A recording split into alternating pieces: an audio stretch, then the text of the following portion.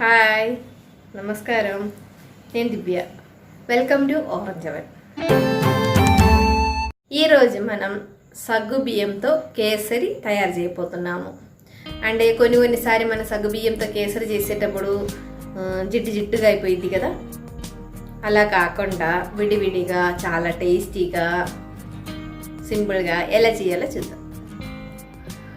మనం సగ్గుబియ్యం కేసరి చేయడానికి చిన్న సగ్గుబియ్యం తీసుకున్నాను. చూడండి, చిన్న పెద్ద గుళ్ళలు కాకుండా చిన్న గుళ్ళలు వచ్చేది. ఈ ఒక్క కప్పులో డ్రైగా ఉండేది తీసుకొని నానబెట్టుకున్నాను. అప్పుడు డబుల్ అవుతుంది కదా. ఇదిగో చూడండి, బాగా నానిపోయింది. మనకు ఒక 1 అవర్ దాకా నానబెడితే సరిపోయింది.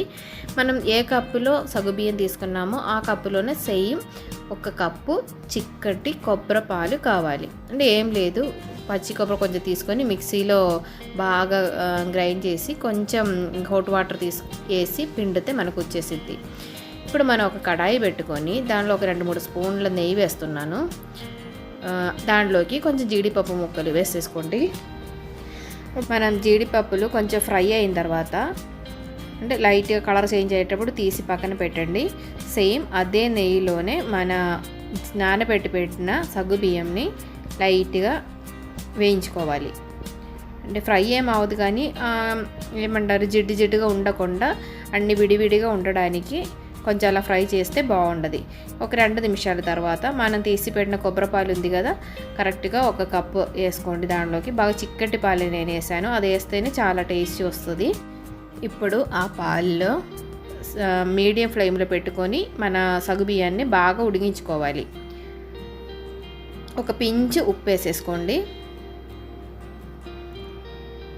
అలాగే ఒక పించు ఆరెంజ్ ఫుడ్ కలర్ వేస్తున్నాను. ఏ కలర్ అయినా వాడచ్చు.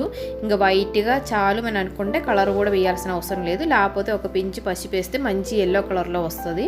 కానీ కేసరి అనేటప్పుడు కొంచెం ఆరెంజ్ కలరే కదా మనం మామూలుగా వాడేది, అందుకని ఆరెంజ్ ఫుడ్ కలర్ వేసాను. ఇప్పుడు ఆల్మోస్ట్ ఉడిగింది. ఈ కొబ్బరి పాలలోనే ఉండి ఉడుగుతుంది. కొంచెం సిమ్లో పెట్టి మూత పెట్టేసేసుకోండి. బాగా ఉడిగి, అంటే ఓవర్ ఉడిగిపోతే మనకి జిడ్డు అయిపోతుంది. కొంచెం ఆ వాటర్ అంతా తగ్గిపోయేటప్పటికి చూడండి ఇప్పుడు ఎలా ఉంది, అన్ని విడివిడిగా ఉంది కదా.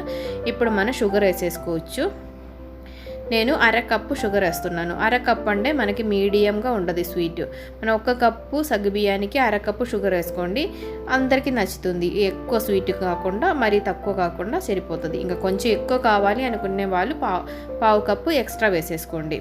ఇప్పుడు మూత పెడితే మన షుగర్ అంతా కరిగి కొంచెం వాటరీ అవుతుంది. కానీ ఇంకొక 2 నిమిషంలో మళ్ళీ అదంతా సగ్గుబియ్యానికి పట్టేసుకొని బాగా తగ్గిపోయింది, అంటే డ్రై లాగే అవుతుంది. ఇప్పుడు మనం ఒక పించి ఇలాచీ పౌడర్, ఇది ఆప్షనల్ అండి, మనకి టేస్ట్ ఇష్టం ఉండే వాళ్ళకి వేసుకోవచ్చు, లేకపోతే స్కిప్ చేసుకోవచ్చు. కొంచెం ఫ్లేవర్ కోసం నేను యాడ్ చేశాను, కంపల్సరీ ఏం కాదు. ఇప్పుడు ఒక 2 నిమిషాలు మళ్ళీ మూత పెట్టేస్తే అది డ్రై అవుతుంది. చూడండి, ఆల్మోస్ట్ రెడీ అయిపోయింది. ఇప్పుడు మనం ఫస్ట్ ఫ్రై చేసి పెట్టిన జీడిపప్పులు ఉన్నాయి కదా, అది కొంచెం వేసేస్తున్నాను. కొంచెం పక్కన పెడుతున్నా పైన గార్నిష్ కోసం పెట్టుకోవడానికి. ఇది వేసి మిక్స్ చేసేసుకోండి. ఇప్పుడు మనం ఏదైనా సర్వింగ్ బౌల్, అంటే మనకి ఏ షేప్ కావాలో అలాంటి బౌల్ తీసుకొని దాంట్లోకి షేప్ చేసుకోవచ్చు. లేకపోతే ఒక ప్లేట్లో ఒక 10 నిమిషాలు పెట్టి కొంచెం చల్లారిన తర్వాత లడ్డు లాగైనా చేసుకోవచ్చు. మనం బయట మోండిచూర్ లడ్డూలు కొనుక్కుంటాం కదా, ఆ లడ్డు లాగా ఉంటుంది యాక్చువల్లీ. ఇది చాలా టేస్టీ కూడా.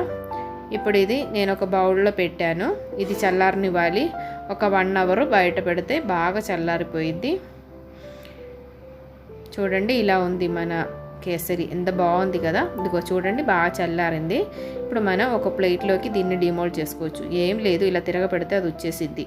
అంటే నెయ్యిలో కదా మనం చేసాము, మళ్ళీ ఇంకా కొబ్బరి పాలు అన్నీ బాగా ఆయిల్ కదా, దాంట్లో నుంచి బయటకు వస్తుంది ఫ్రీగానే.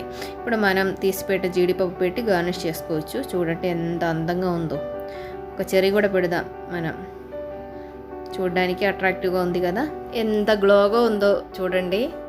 ఇలాగే నేను ఒక స్పూన్లో తీసి చూపిస్తాను, అన్నీ గడ్డలాగా అదుకోకుండా. చూడండి ఎలా ఉందో, చాలా టేస్టీ కూడా. అందరూ ట్రై చేసి చూడండి. మన సగ్గుబియ్యం కేసరి ఎలా వచ్చిందో అందరు చూసారు కదా, చూడడానికి ఎంత అందంగా ఉంది కదా, అలాగే టేస్ట్ కూడా చాలా బాగుంటుంది. అందరూ ఒకసారి ట్రై చేసి చూడండి, ఎలా వచ్చిందో నాకు కామెంట్ చేయండి.